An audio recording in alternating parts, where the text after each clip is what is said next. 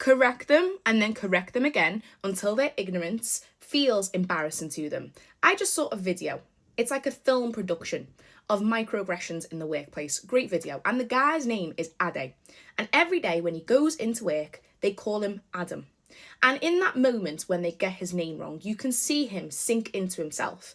And though I'm self-employed and I've never experienced microaggressions in the workplace, I did get them in school. When I grew up, I was the only black person in my primary school. And when I got to secondary, I was one of maybe 3.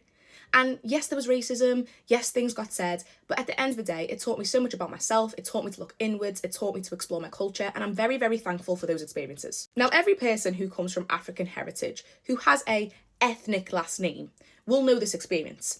When we used to sit down in the class, the teacher would have a piece of paper with a register on, and they would call names out.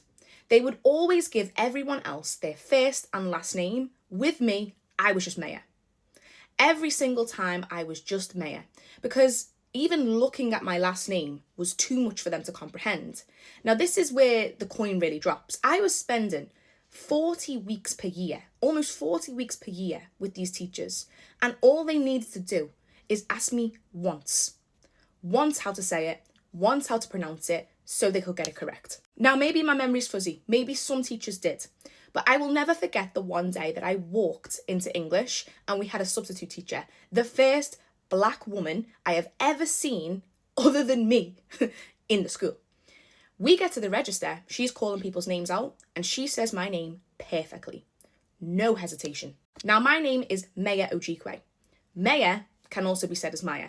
People get that wrong often. I don't mind that one. But my last name, when you understand how they are pronounced, it's easier, specifically Nigerian names as well, to get them right. Yeah, you can sound them out. It gets easier. And it really, really irritates me that people do not see the point in making that little bit of effort, because you can get it wrong. You can get it wrong 5 times as long as you get it right the 6th. Now, here's 2 perspectives. If you are a teacher or you work in a place that isn't ethnically diverse and someone comes in with a name that you are not used to pronouncing or you don't know how to say it, just ask. And if you are in the position where people often get your name wrong, feel no way about correcting them.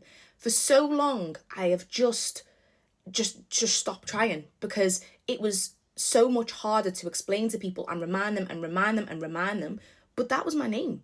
And for me, some of these teachers, I was seeing them constantly.